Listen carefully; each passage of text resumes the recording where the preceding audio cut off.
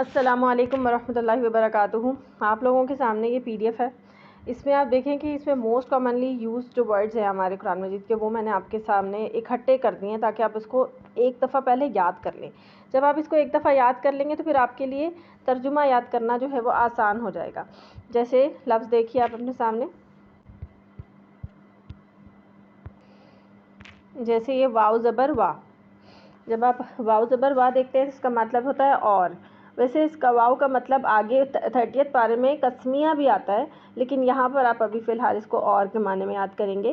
फ़ा ज़बर फ़ा जब भी शुरू में लेटर के लगेगा तो उसका माना पस तो और फिर लगेगा, यानी तो पस फिर, यानी कि जुमले को मज़ीद जोड़ने के लिए जो वर्ड्स इस्तेमाल होते हैं वो उसके लिए इस्तेमाल होगा। फिर सुम्मा इस्तेमाल होता है फिर के लिए, और हत्ता यहाँ तक के, और मिन से, अन भी से इस्तेमाल होता है, लेकिन अन का माना होता है फ्रॉम। जैसे हम कहते हैं कि जैसे हम कहते हैं ना कि जैसे ये दिस इज़ नरेटेड अन करके इस्तेमाल होती है, जैसे नरेटेड फ्रॉम दिस हदीस इज़ नरेटेड फ्रॉम दिस सहाबी। तो तब जब हम ये अरबी में बोलते हैं तो इसमें अन लगाते हैं कि वो ये बात इससे मंसूब है, तो इस तरह से फ्रॉम है ये।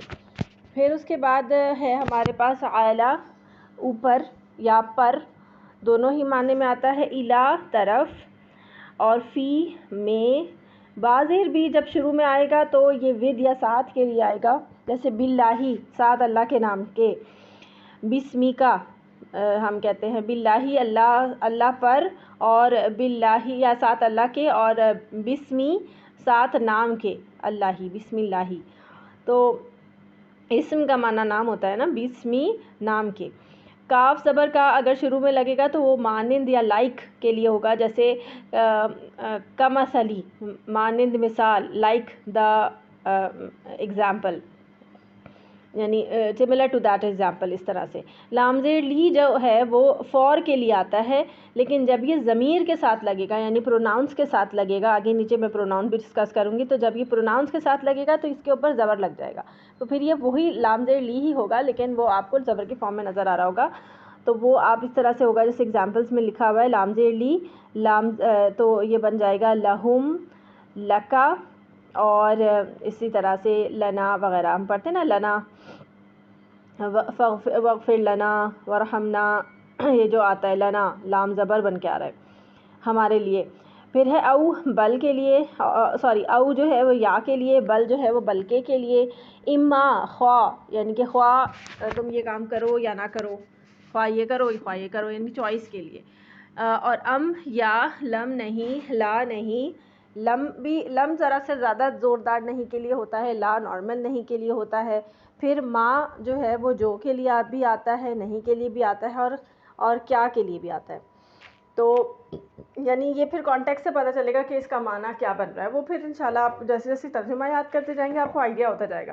अमूमन जो हम इसकी वो बताते हैं तो उसमें ये होता है कि जब माँ का माना वैसे तो जो होता है, लेकिन अगर माँ जो है उसके उसी आयत में आगे कनेक्शन में आगे इल्ला लफ्ज़ आ रहा हो तो फिर माँ का माना जो है वो नहीं हो जाता है।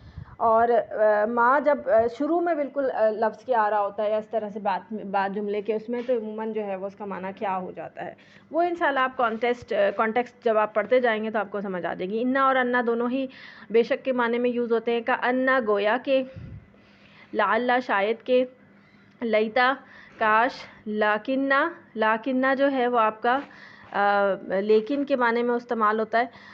इल्ला सिवाय और मगर के माने में इस्तेमाल होता है।